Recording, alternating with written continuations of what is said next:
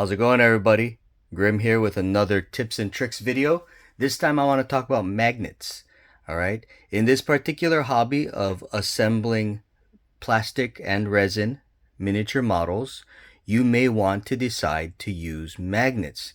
By magnetizing your models, you provide a variety of options to the model. So normally, as per the instructions of any model kit, you would not magnetize and you would just use glue to assemble the model and make it the way you wanted to make it. However, if that model has the ability or the requirement to be able to change out certain parts and pieces of that model, then if you glue them, then they're set and you can't change it out. But by magnetizing, then you'll be able to swap out weapons, for example. So if you look at a Leman Russ battle tank, right? It's got many weapon options in its data sheet. So if you just want to assemble a normal Leman Russ battle tank with side sponsons that are heavy bolters and a heavy bolter main weapon on the front and a battle cannon main turret weapon on the turret, then there you go. You just glue it all together and you're fine.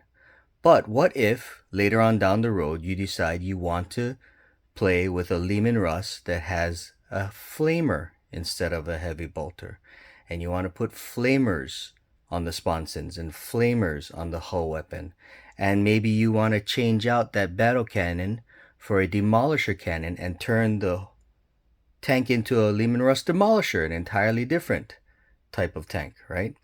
By using magnets, you can make this happen instead of having to build an entirely second new model for the demolisher. Now, these are some magnet options that I would recommend you use if you decide to magnetize your models. First thing I want to do is I want to talk about this type of model, right?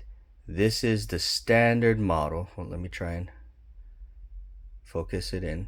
This is the standard model that you would normally see on like refrigerator magnets or maybe magnets for those whiteboards at work, right? This is not the type of model you want to use, okay? These are relatively weak to their size and relatively unreliable. Yeah, they're strong enough to hold a piece of paper to your refrigerator door, but for the purposes of modeling, they're not the best option. Instead, what you want to do is you want to use these silver neodymium models, magnets. All right, so you have these, you can get them off Amazon or really anywhere online, and a lot of gaming stores sell these as well. But you get these neodymium magnets, and they're the ones you really want to use. So for example, look at that. That's strong. See, it kind of shows proof of how strong and how good these magnets are. All right, see, that's the kind of reason why I put them into different cups to keep that from happening. But anyway, so if you look at these magnets, right? So for example, this is a 10 millimeter wide by 1 millimeter thick magnet. And this would be a great magnet to use, for example, that Leman Russ battle cannon, swapping it out with the demolisher cannon. This is a great magnet to use. Pretty strong. They also come in 2 millimeter varieties. As you can see, they're a bit thicker, right? Much thicker. And so you might want to use the 2 millimeter thick ones for something a little bit stronger. Now, me personally, what I like to do is I like to err on the side of caution and make my magnetization stronger than it is. So I would use this for that battle cannon as opposed to just this. Or if I'm running low on the 2 millimeters, I can simply just put two 1 millimeters together like that. Okay. But I'm getting ahead of myself. I did want to go in order. So let's start off with the largest one here. And these are the typical, really, really tough neodymium magnets. All right. And you can see they're very thick. All right. 4 millimeters thick. And you would use these for probably your really big resin models like a Titan, or maybe the Manta, or the Taunar Supremacy Armor, one of those big models, maybe the Baneblade, but nah, not so much. But these are just super strong magnets, and you'd want to be able to use these for something that's obviously not round, something rectangular that would just sit and just connect all together, right? So if you had these two magnets here, and let's say you had some kind of hull, a hood that you want to be able to magnetize. So this would be on the base of the model, and then this would be on the underside of the hood of the model, to be able to sit that hood on there. And let's say you want to swap it out with a different hood option or something like that. Not to be used for tank turrets, because tank turrets tend to be round, so I wouldn't recommend using these. But you're rarely going to need to use these really big ones. And as you can see, like all magnets, they have polarization. So if I try and, these are not going to connect because the polarity is similar. But once I turn it around with opposing polarity, they obviously will magnetize. Oh my goodness. All right. Let me just take this out. The next one I want to look at are these 15 millimeter diameter by 2 millimeter thick magnets. These are awesome magnets for like those big round turrets, or something that needs to be swiveled on the model, or something that the model itself is round. And these are great to be used for that if you want something super strong, because they're super strong.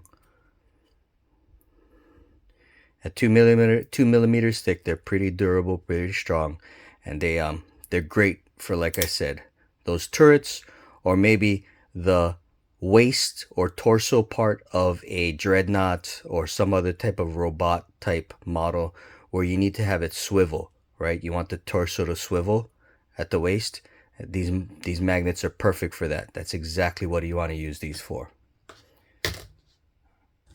Go back to the 10 millimeter ones, and like I said, this is good for that that turret weapon for the Leman Russ.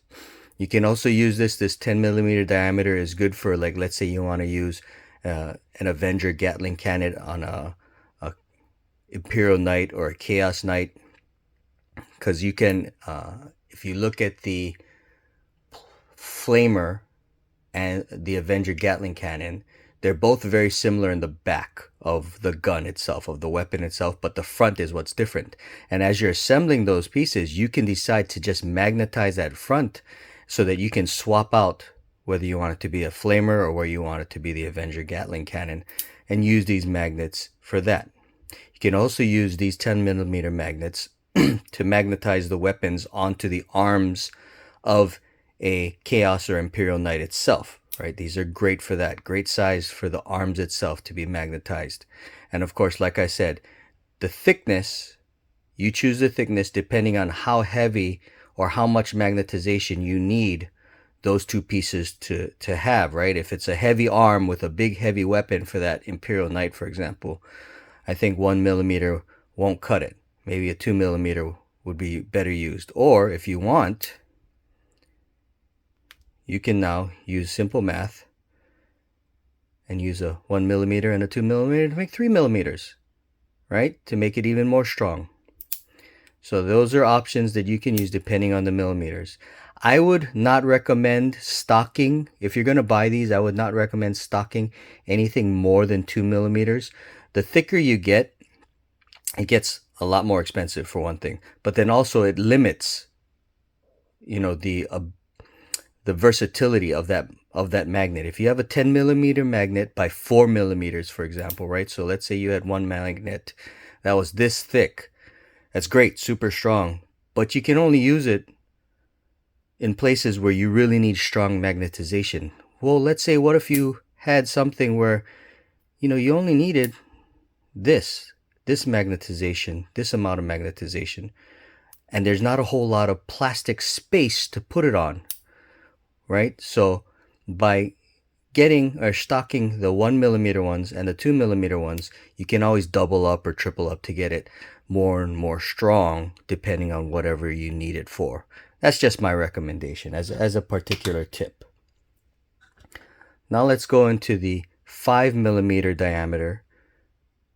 And as you can see, I have 1mm thick ones here and 2mm thick ones here. So I like to keep in stock, right, these 5mm by 1 and these 5mm by 2s, because they're very useful in my opinion. Same thing like the other one. If you need to double up or triple up on these to make them more strong, then you can obviously do that, as much as there is space on the actual plastic part of the model that you're putting the magnet. But these 5mm ones are great for certain types of dreadnought weapons. Like, for example, if you used the 10mm one to connect the arm to the weapon of a Imperial or Chaos Knight,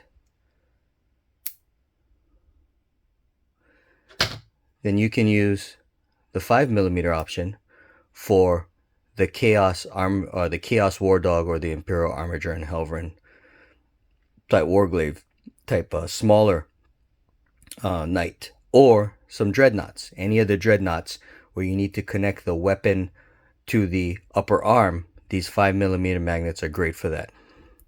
As an example, I like to use these 2mm ones, and I think the 2mm ones are just fine for connecting like a chain cannon, or not a chain cannon, sorry, a chain sword onto an armiger, because that's it's relatively thin, relatively flat, and you have that swivel ability, right? By making it at the elbow joint, you can swivel that weapon left and right on the arm. However, for something slightly bulkier, more heavy, like the flamer or the Gatling cannon that comes with the Chaos Knights, or maybe the auto cannon that comes with the Helverin, you might want to do this, where you get, you know, a 1mm and a 2mm and put them together like that. Just gives a little bit more magnetization strength. And like I said, I tend to err on the side of caution and over magnetize as opposed to under magnetize. Now, the thing with over magnetizing, or making sure that there is enough magnetization strength, is you have that weapon, and if its magnetization strength is less than desirable, it will connect, right? The magnets will hold and connect, but then that weapon might flail around a little bit, right? And as an example, if you have that chain sword,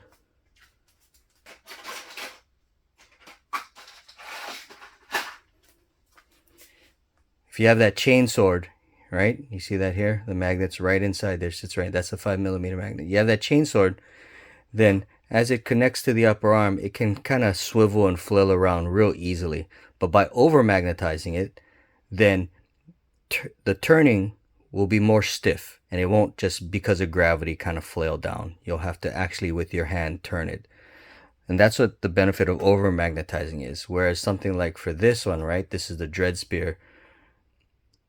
So in my opinion, just a little bit heavier. I don't know, it's up to you. Just trial and error if you want to try it. But you have 3mm of thickness of magnet in there. So that's what these 5mm magnets are good for. Those robots or dreadnoughts type models. Now, these tiny little things are 3mm magnets, and 3mm by 2mm, and they are great for magnetizing arms and legs of individual little, you know, like Space Marine models, 28mm models. If you want to magnetize the arm at the shoulder, these models are great for that.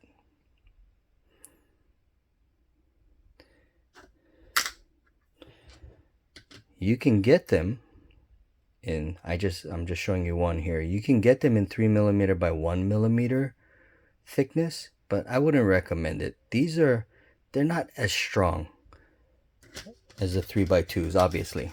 But I think for the purposes of even something like a little arm on a Space Marine, this 3x1 it doesn't cut the mustard. You gotta do that 3x2, and that means you're gonna have to drill a little bit deeper into the shoulder with your hand drill to be able to fit that 2mm thick magnet into that shoulder, more so than the 1mm, obviously. But it's worth it because this is just much more strong. Now, these tiny little things are 2mm by 1mm magnets, and these I use for the wrist. So if you ever want to magnetize the wrist, right, you would use these tiny little things, and they are a pain in the butt to work with, I admit. But if you want a wrist, so for example, a power sword versus a chain sword versus a bolt gun, right? You're gonna have all those options, and you want to magnetize it at the wrist to be able to swap those out. 2mm by 1mm. That's what you would use.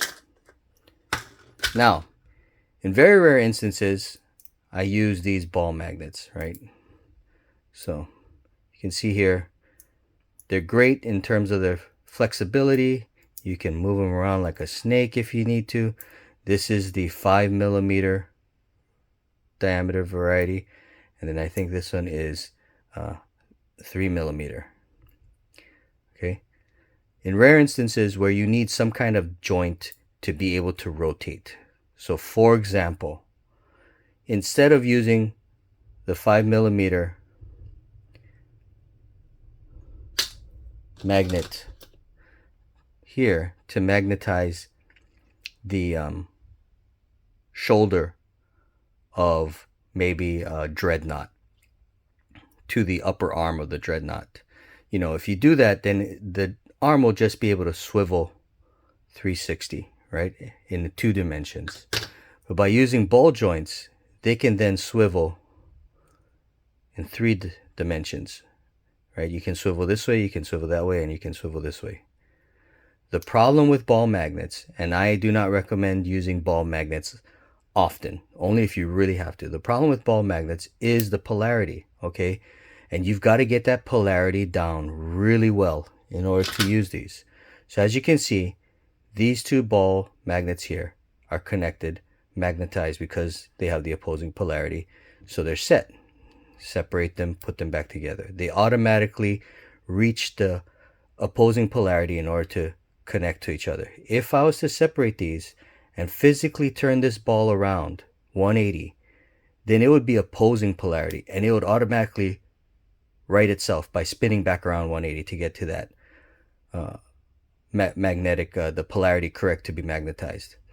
So if you glue these into 2 plastic pieces, but you glue them wrong, and this ball magnet is even just slightly off by, let's say, 20 degrees off, and you try and connect it, it's not going to connect because the glue will hold them in place and will not allow the ball to spin. So if you're going to use these, you got to make sure you glue them into the plastic pieces or the resin pieces perfectly so that the polarities are opposing and they will connect. Otherwise, you know, you spin it around and you glue it, it won't connect, and it'll just have this, you'll just have that repelling force.